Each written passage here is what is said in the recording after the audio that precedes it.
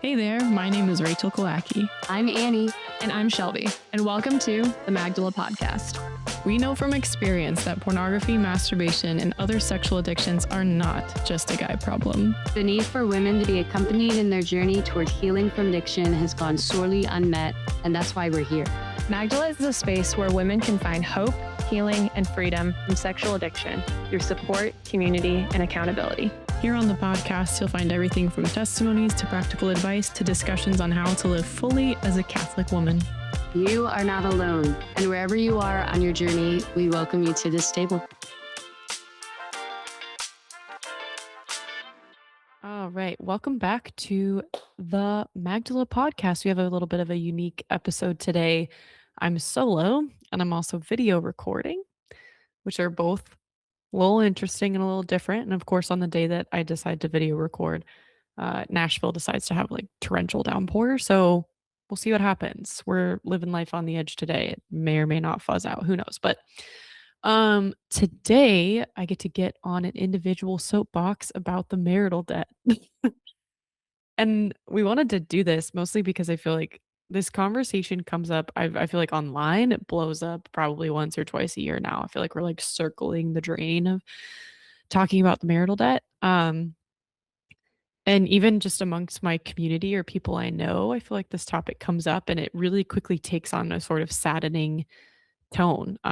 Online, the conversations I've seen can be really creepy, actually, and pretty offensive. So, um, I wanted to talk about it a bit today, just to talk about the mentalities behind that of like, what are we seeing behind these conversations? Why are they coming up? Why are they taking on the tone that they do? And so we can distinguish between the marital debt as a thing, like as a concept, and then marital debt as it's applied, like the conversation. And the second is kind of what I wanted to talk about. I don't want to flesh out the concept of the marital debt, what it is or what it isn't, or what people or when people can or can't say no to their spouses. To me, that conversation is just pretty tired. Um, you can interpret tradition on it in a few different ways. So I think I'd more rather talk about what's behind it. Why is it coming up and why is it sounding the way that it does?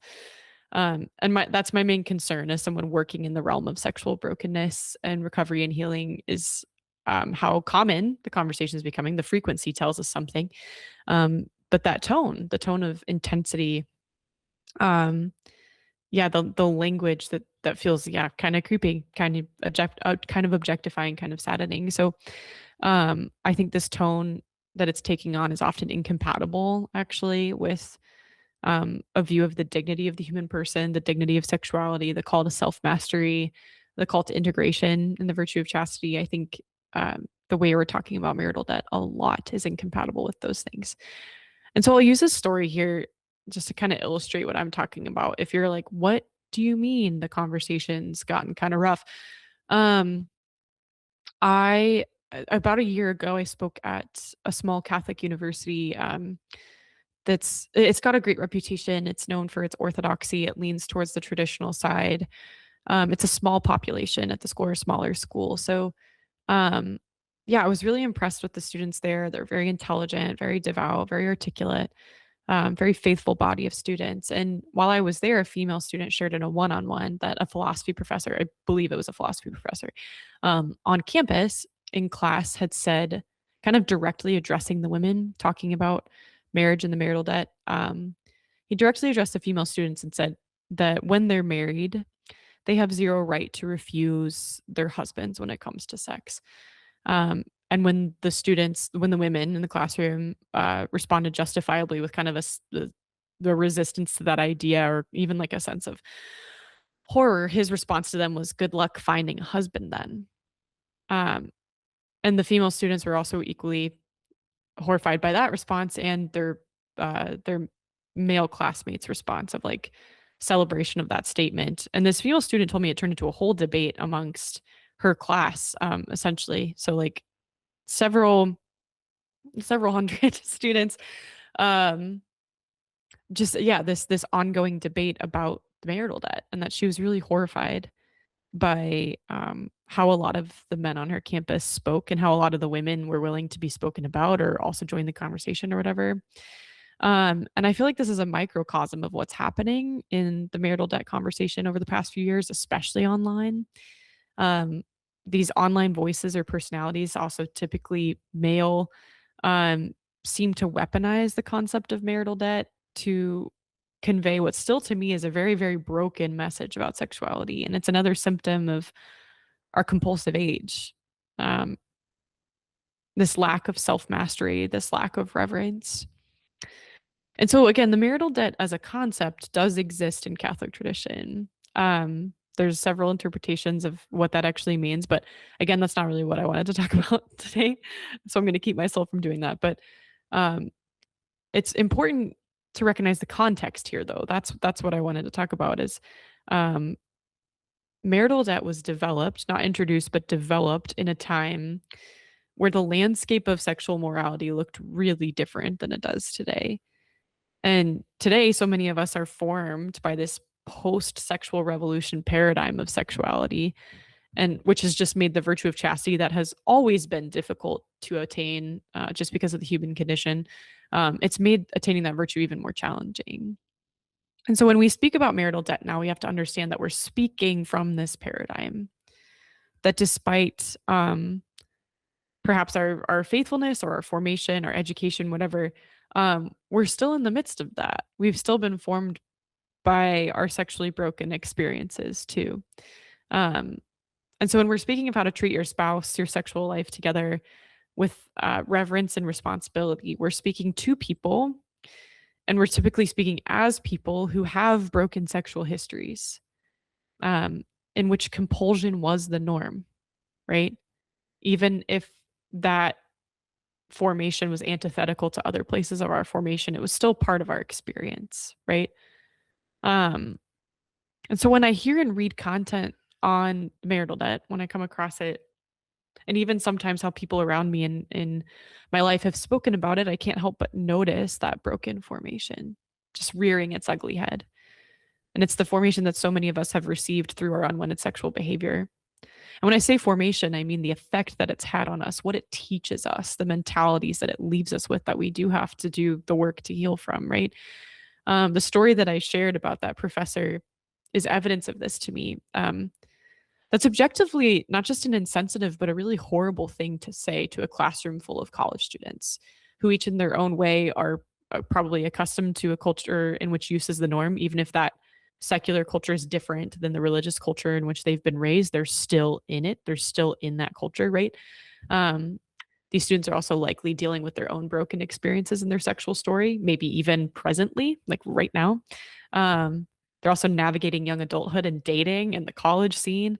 And so it's just a really horrible thing to insert into the mix of that, right? And it makes me wonder what broken experiences that professor had had that taught him to speak about sex in that way, that taught him to literally say to female students' faces, um, that if they resisted this idea of sex on demand in marriage, that, well, good luck getting married then.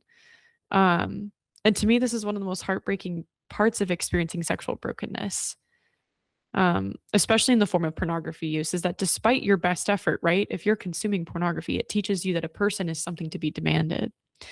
Um, that sex is an experience to procure, to satisfy your own whims and desires, to regulate yourself in the midst of something uncomfortable. And it does not teach you to give a second thought to communion, to consent, to mutuality, right? It is antithetical to those things. And so that's what I hear in so much marital debt discourse going on, is that just because someone is your spouse, it becomes okay. They can be demanded.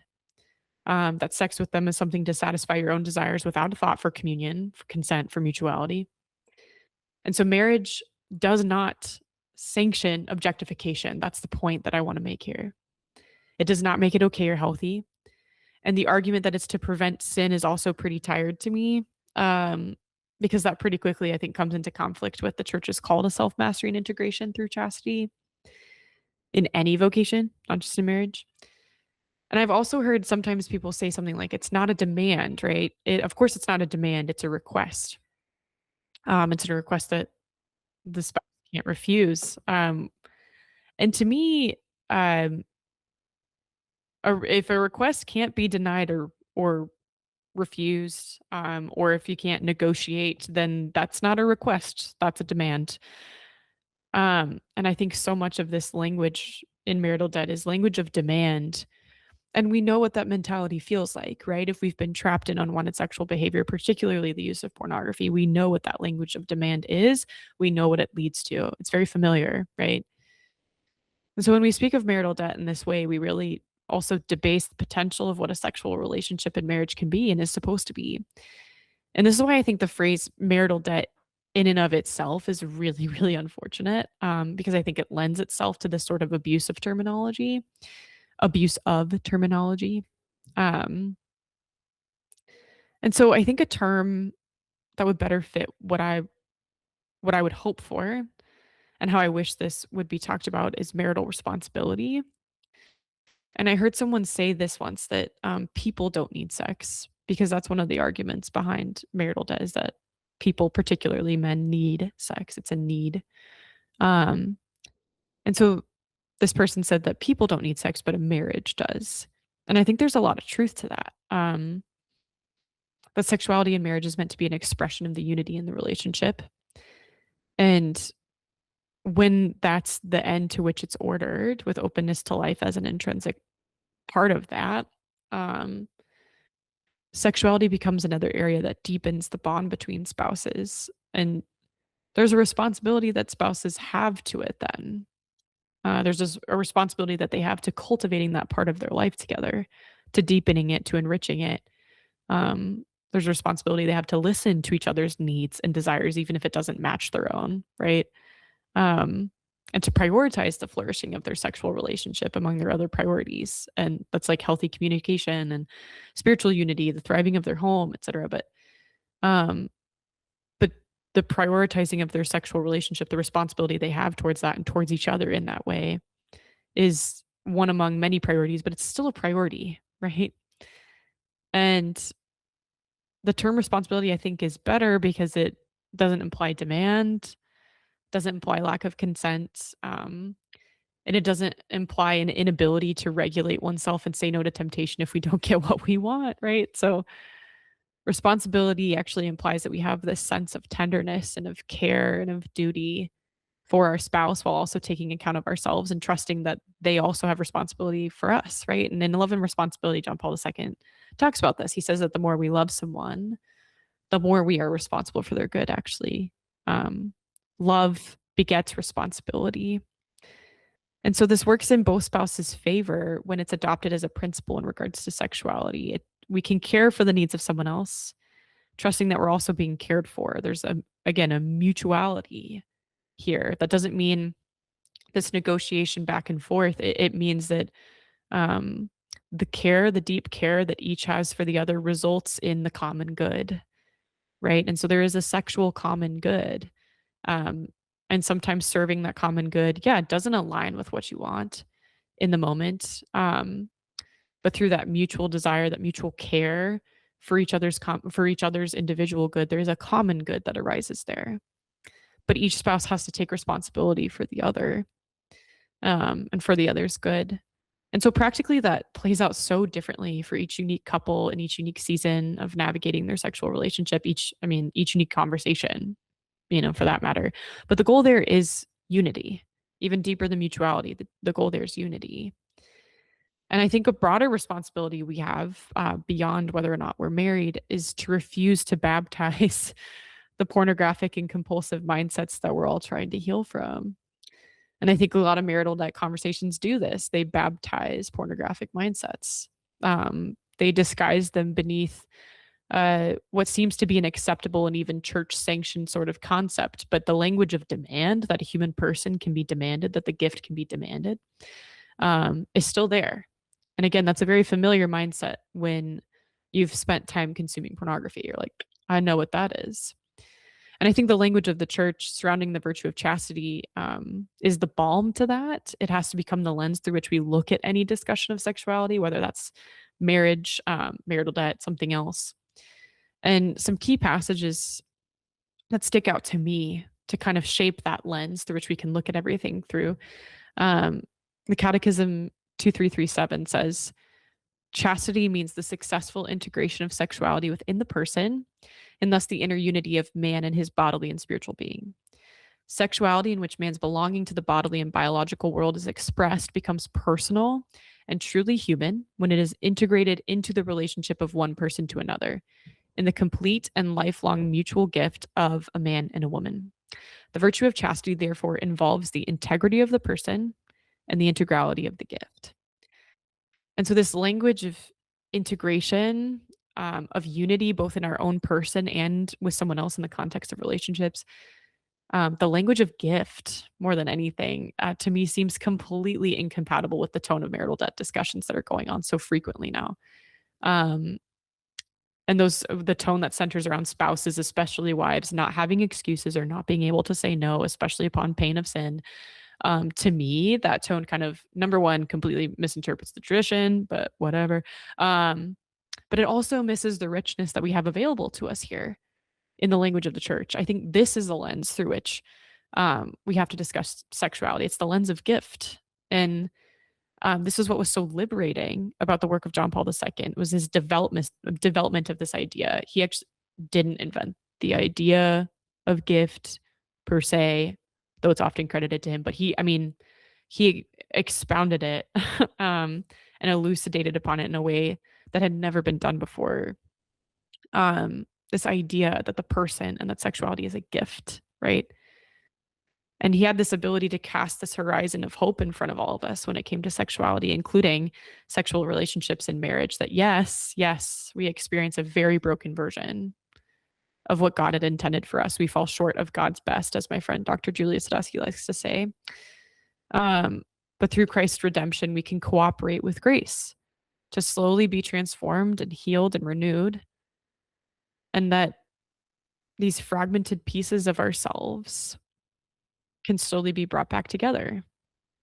And if we remain in a mentality, to me, if we remain in a mentality where sex with someone, especially if that someone is our spouse, is something that can be demanded, we're not responding fully to this invitation to be integrated and to heal.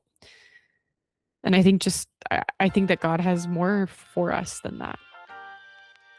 The Magdala podcast is sponsored by the Catholic Theology Show, presented by Ave Maria University.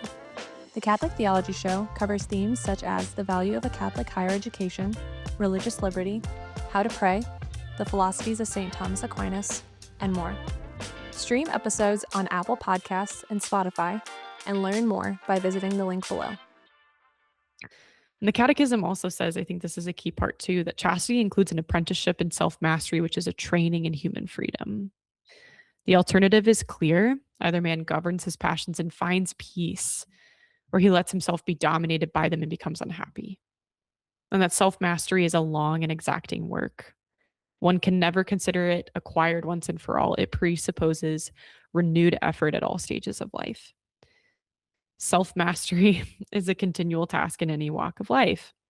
And marriage does not excuse us from this long and exacting work. It adds a different dimension to it, certainly, because in that dimension, you're trying to both cultivate a healthy relationship with someone and attend to the refining of our desires and our need for integration, and also keeping in mind their need for integration and their broken experiences and what they're healing from. And this is definitely a long and exacting work, but it's a really holy one.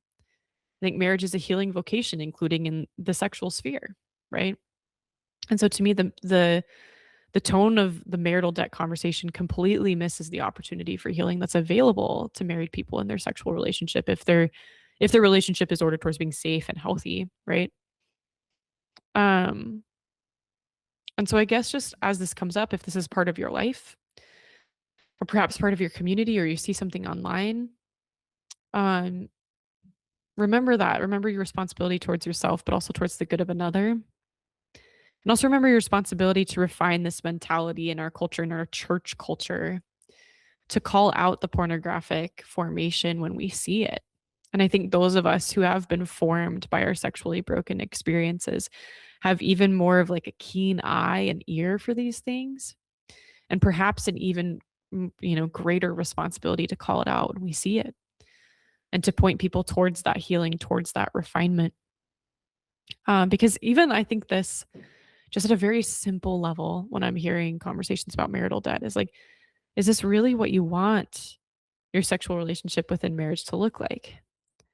Is this your ideal? Is this what you hope for? Or is there not something better? Do you not think there's something better than this idea of like supply demand, right? Doesn't God have better for us? And so when you spot that pornographic formation, whether in the marital debt conversation or something else, perhaps that's the response is, does God not have something better for us? Because I believe he does. And the work that he's doing in my life is evidence that he has something better for us. And it may take us a long time to get to that better, right? But it's still there. The invitation's still there. So I think I'll land this plane, put my personal soapbox away. But thanks, thanks for joining me today. God bless you all, and we'll catch you on the next episode of the Magdala podcast. Thanks for listening. Check out more podcast episodes, blog posts, and how to get involved with Magdala by visiting our website, magdalaministries.org. Your love is meant to change the world. We hope to see you soon.